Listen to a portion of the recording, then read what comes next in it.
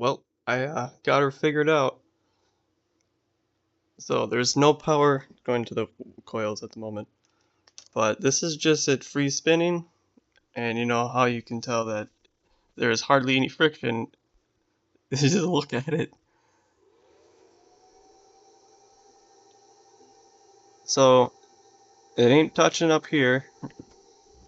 And the only point that it's touching is right at that tip.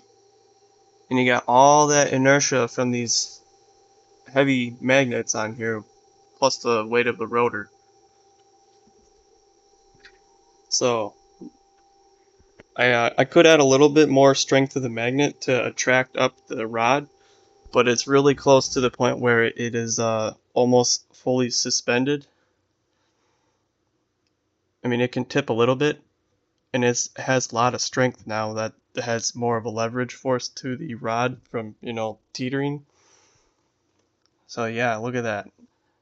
The most freest free spinning magnetic rotor on YouTube, maybe. And now once I put power to these coils, I'm going to be curious how little energy it'll take to run this. Alright, now I'll just short these coils out. You can see the little arc. And they're still shorted. You can see how it's slowed down like to nothing. And I'll give it a little push. And that's probably about the speed it would run at around 12 volts. I have put my 12 volt battery to it. It is slightly off balanced. Very, very slightly. But now put a 12 volt battery to this and you'll see how it reacts with it.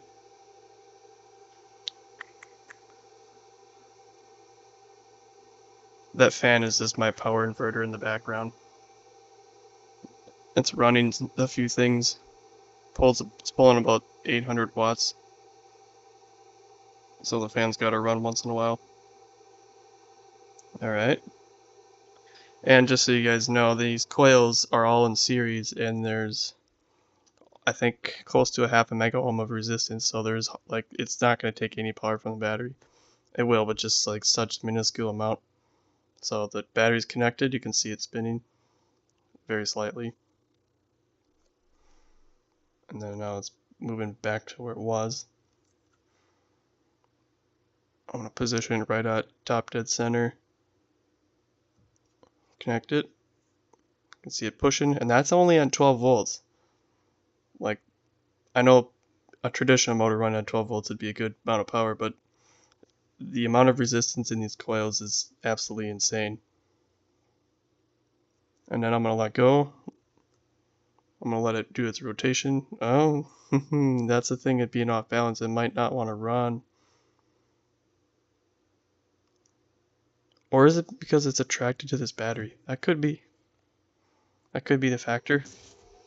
Because this is ferromagnetic, the casing of this battery. Let me see something here. Alright.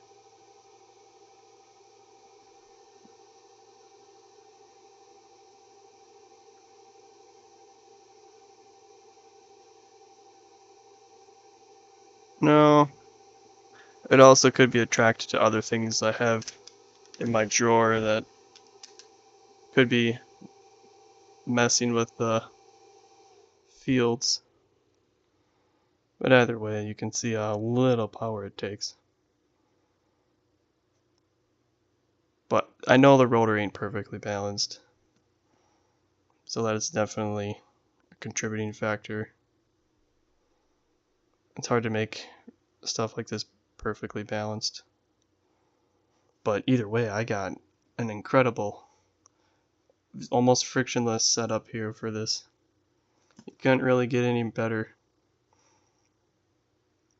I hardened steel. I made the tip hardened steel, and I got a piece of hardened steel that the tip is resting on. I have the attraction as much as I can get. I could go a little more to where it pulls up a little bit more, but it's like almost to the point where it's gonna attract up to it. But you still have that gap. But yeah, this is beautiful.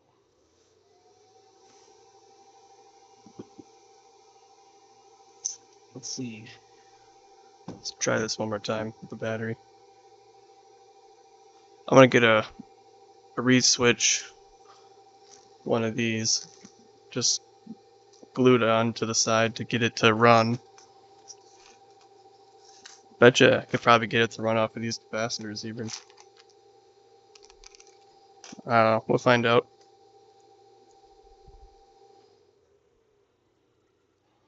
But I'm gonna hook up the negative terminal here. Touch the positive.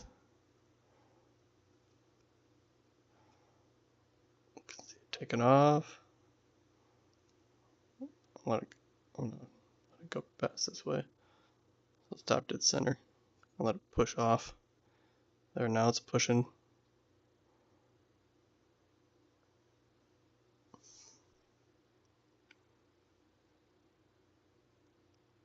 Ever so slightly.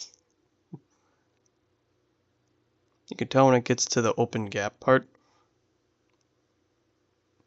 But like you see how it doesn't want to continue because of the fact that the unbalancing factor is kind of messing with it.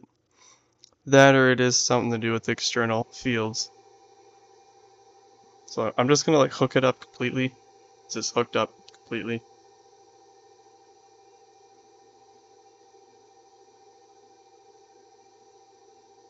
So now it's pushing, and that's the open gap that it's resting in. If I push it, yeah, you can see how it doesn't want to go into that position.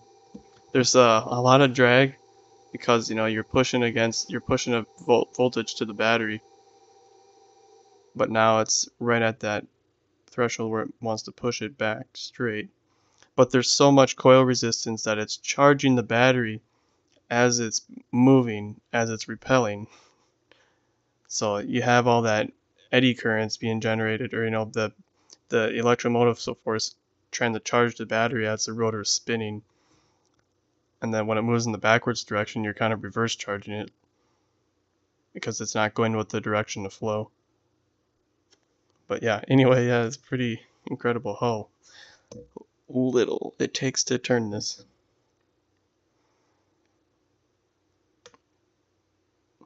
I should time it, see how long it run just without nothing powering it, how long it'll just free spin for. You still have these small eddy currents within the coils, obviously kind of slowing it down, but the wire is extremely thin, so the eddy currents are very minimal.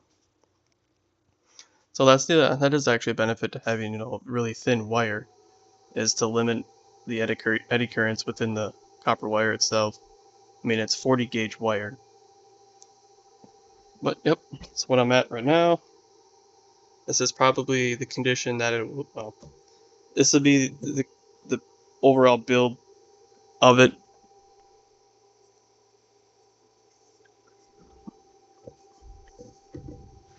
Yeah, you can see that it's kind of, the rotor is falling down. I have to get some support underneath here because now it's kind of scraping on here. I don't have it. It's just held on by friction. So I'm going to have to get that situated first before I continue on now. But yeah, I'll keep you guys updated. But this is what I have so far. Alright, see you later.